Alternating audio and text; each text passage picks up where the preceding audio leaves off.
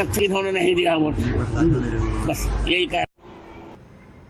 नमस्कार दोस्तों, मैं रवि कुमार।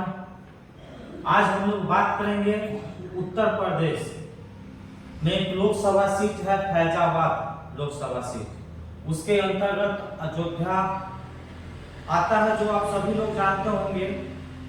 पता होगा कि अयोध्या में प्रभु श्री राम जी का भव्य मंदिर का निर्माण किया गया और यहाँ से चुनाव लड़ रहे थे समाजवादी पार्टी से अवधेश प्रसाद, तो वही बीजेपी के तरफ से लल्लू सिंह, जो 2014, 2019 और 2024 तीनों बार यहाँ से यही लड़े हैं। लेकिन 2019 में उन्होंने जीता और वहां से सांसद बना। लेकिन बड़ी बात यह है कि यहाँ पे मंदिर बनने के बाद, प्रभु श्री राम का जब मंदिर बना, उसके बाद जो चुनाव हुआ 2024, यहाँ से हार जाने का, और जब यहाँ से बीजेपी हारती है तो बहुत सारे साधु महात्मा, वहाँ के समर्थक न जाने कैसा कैसा बात बोलते हैं,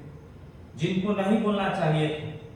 जो हमारे साधु महात्मा को भगवान की तरह इज्जत देते हैं, भगवान का सेवक कहे जाते हैं, वो भी ऐसा शब्द का उपयोग करते हैं जो हम लोग सोच नहीं सकते। तो ये कहीं ना कहीं गलत है। जैसे आपको एक दो शब्द बता देता हूँ। जैसे अयोध्या वाले मंथरा के वंशज है जो वोट नहीं दिए हैं अयोध्या से। अयोध्या के लोग वोट नहीं दिए तो मंथरा के वंशज हो। एक मैं वीडियो देख रहा था, उसमें एक साधु ही थे। मैं ये नहीं बता सकता हूँ कि वो अयोध्या के थे या कहाँ के थे, लेकिन शायद अयोध्या के थे। बोल रहे हैं कि बीजेपी सब तरह से हार जाती, वो मुझे मंजूर था, लेकिन अयोध्या से कैसे हार गए। मतलब फैजाबाद जो लोकसभा सीट था, वहां से नहीं हारना चाहते, वहां से बीजेपी को ही जीतना चाहिए। ऐसा चीज नहीं होता है। यही तो हमारे भीमराव अम्बेडकर जी जब संविधान लिखे तो उन्होंने हर चीज सोच समझ कर लिखे। जो व्यक्ति पढ़ा लिखा नहीं है वो भी चुनाव लड़ सकता है अगर वोट देता है।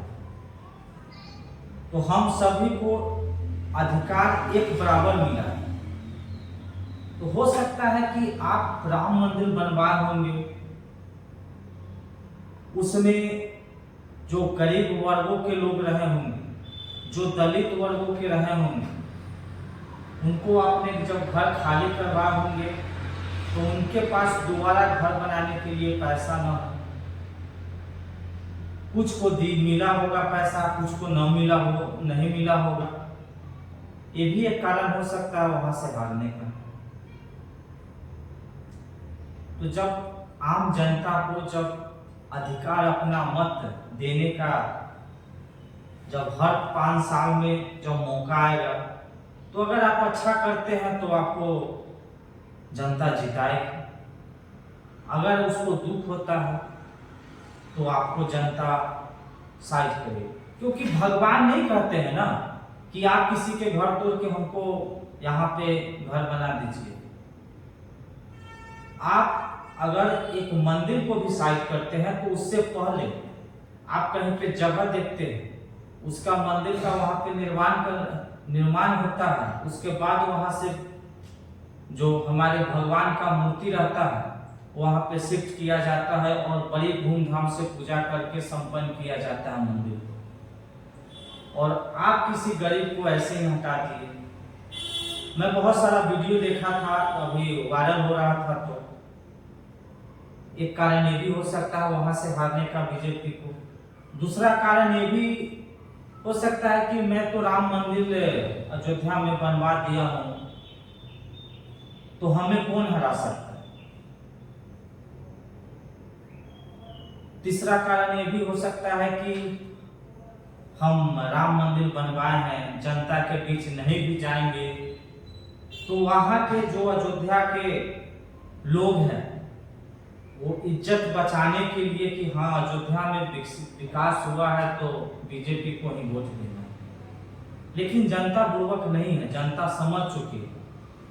अगर आप किसी को नुकसान पहुंचा के आप अपना दूसरे स्टेट में विकास दिखाना चाहते हैं तो ये गलत है। विकास हुआ है, राम मंदिर बना, बहुत अच्छा लगा, लेकिन जो गरीब हमारे जो वहां के लोग थे उनको कम से कम आपको जगह देना चाहिए था, पैसा देना चाहिए था घर बनाने के लिए, जो उनको भी दिक्कत नहीं।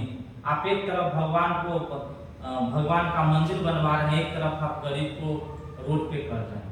कहाँ का मानवता आपको दी रहेगा? राम जी ऐसे नहीं थे। राम जी ने ये कभी नहीं बोलते हैं कि आप किसी गरीब को साइड करके मेरा मंदिर बनवा दीजिए। और राम जी को आप कैसे लाए? तो कहीं ना कहीं ये सब हो सकता है कि इस बार जो यूपी में इतना कम सीट आया है, इसका कारण ये भी हो सकता है कि हम तो वहाँ पे फिल्म सिटी बनवा रहे हैं, क्या जरूरत है प्रचार करने का, जनता से मिलने का।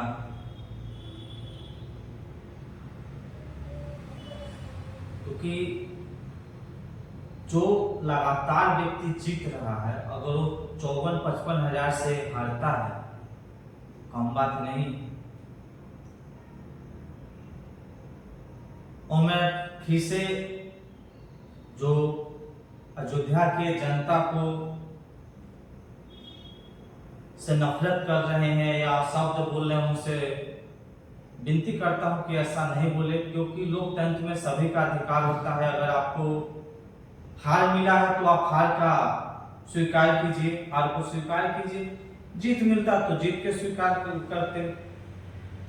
आप ये देखिए कि मैं गलती क्या किया वहां पे, जो इस बार हमको हार का सामना करना पड़े। जो हमारे आने वाले 2029 में लोकसभा चुनाव हो या उससे पहले जो विधानसभा का चुनाव हो, उसमें हमको ये चीज न झेलना पड़े, फिर से दोबारा ऐसा न हो। आप इस पे काम कीजिए, न कि वहां की जनता को ट्रोल किया जाए।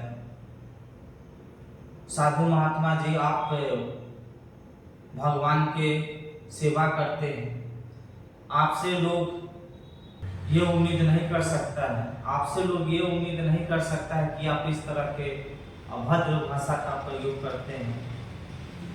अयोध्या के जनता को गाली मत दीजिए। अगर